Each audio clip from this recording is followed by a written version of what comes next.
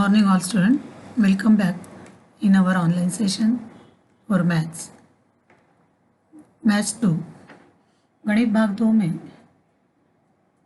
आज के सेशन में आप थोड़ा सा अलग पढ़ाई करने वाले हैं। हमारे जो इंटरनल मार्क्स है प्रैक्टिकल के, जैसे साइंस के मार्क्स होते हैं इंटरनल, उसी तरह से मैथ्स के भी इंटरनल प्रैक्टिकल मार्क्स होते हैं। आपको 10 प्रैक्टिकल्स होते हैं। भाग 1 के 5 प्रैक्टिकल, भाग 2 के 5 प्रैक्टिकल। उसमें से आपको एग्ज़ाम को, लास्ट एग्ज़ाम को पार्ट 1 से 1 प्रैक्टिकल, पार्ट 2 से 1 प्रैक्टिकल लिखना होता है। आपको कोई भी पर्ची आती है उसमें से आपको जो प्रैक्टिकल आएगा उसका आपको उद्देश्य, ये diagram is necessary, then diagram, observation table and observation, यानी कि निष्कर्ष आपको लिखना होता है। तो आज हम पार्ट 2 में सिमिलरिटी यानी कि समरूपता के ऊपर यहाँ पे प्रैक्टिकल देखने वाले हैं। क्या है प्रैक्टिकल? देखो, हमारा प्रैक्टिकल है दो समरूप त्रिभुज के क्षेत्रफल का अनुपात उनके परिमितियों के अनुपात के बराबर होता है। आप सबको पता है कि दो समरूप त्रिभुज होते हैं तो उनके क्षेत्रफल का अनुपात हम लेते हैं तो उनके भुजाओं के वर्ग के अनुपात के बराबर होता है। ये प्रमेय हमने देखा है, राइट। तो यहाँ पे हमें क्या देखना है, दो समरूप त्रिभुज के क्षेत्रफल का जो अनुपात आएगा वही अनुपात वो दो समरूप त्रिभुज लिए हैं उनके परिमिति अगर हमने ज्ञात की, उनका अनुपात किया तो उनके परिमिति के वर्गों के अनुपात के बराबर होता है।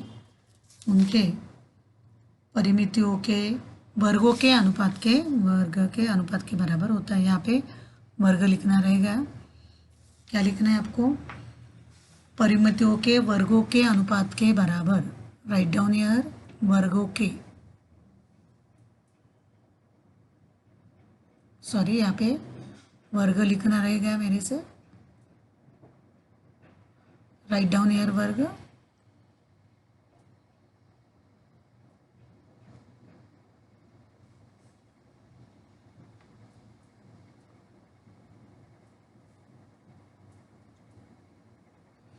वर्गों के अनुपात के बराबर होता है, ठीक है।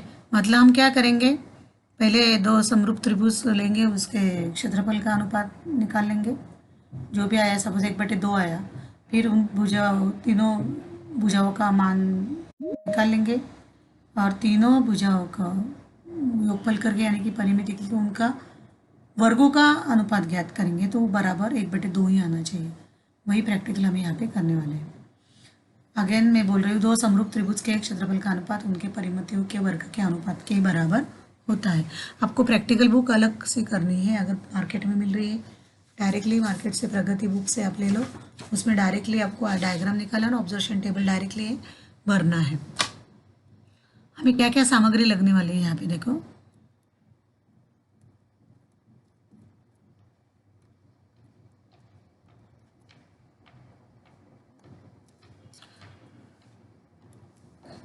हमें जाड़ पुट्टे के दो समरूप त्रिभुज का टुकड़े, रबड़, पेंसिल और पट्टी।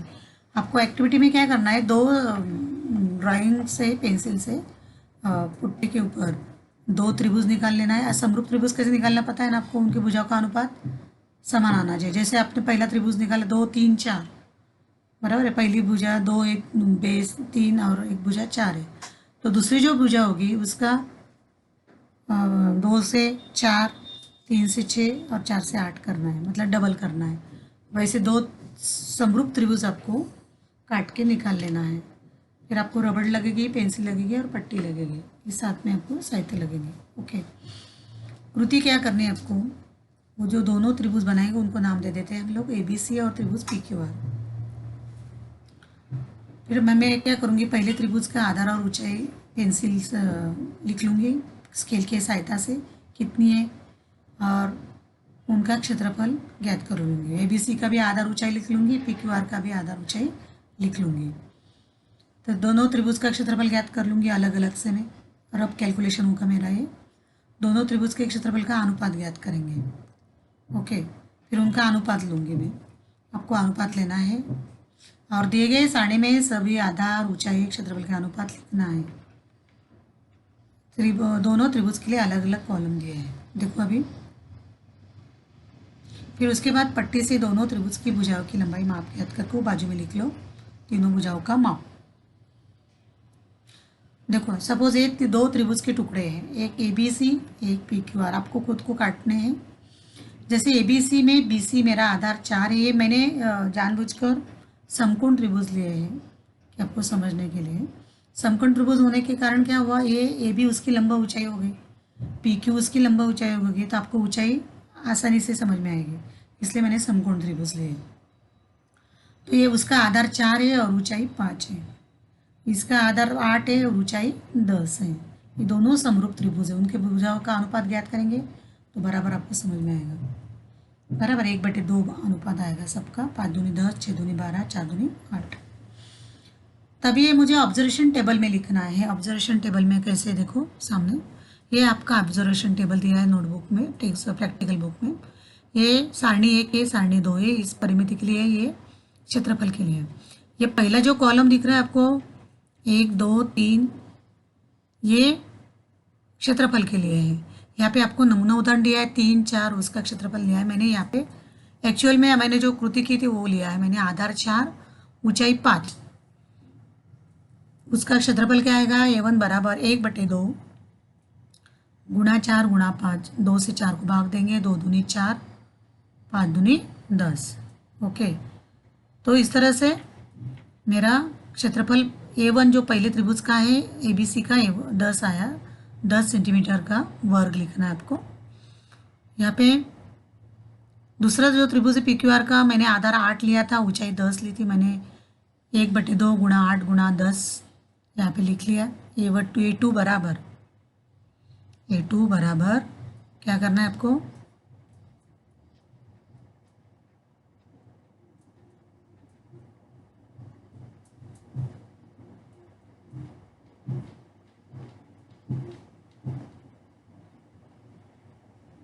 ये हो गया A2 बराबर,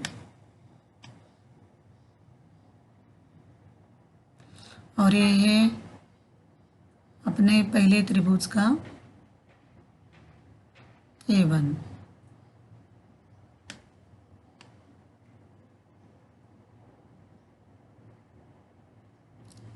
A1 बराबर, आपको सूत्र पता है क्षेत्रफल का, 1/2 आधार गुणा ऊंचाई, तो मैंने डायरेक्टली मान यहाँ पे डाले हैं। और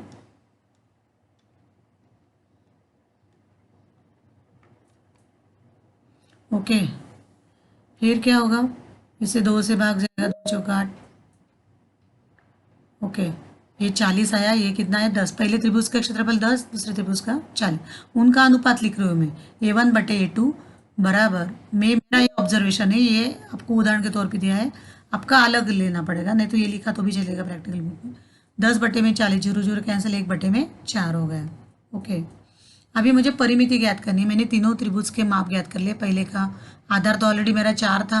ओके, हाँ, एक भुजा 5 है, एक भुजा 6 है, तो तीनों त्रिभुज के भुजा के 5 4 6 माप है, उनका योगफल किया, परिमिति मुझे P1 मिली 15। PQR की परिमिति में देखना है मुझे अभी, उनकी भुजा आधार तो 8 था, दूसरी भुजा 10, तीसरी भुजा 12 थी, 12 और 8 20 और 10 30 मिला।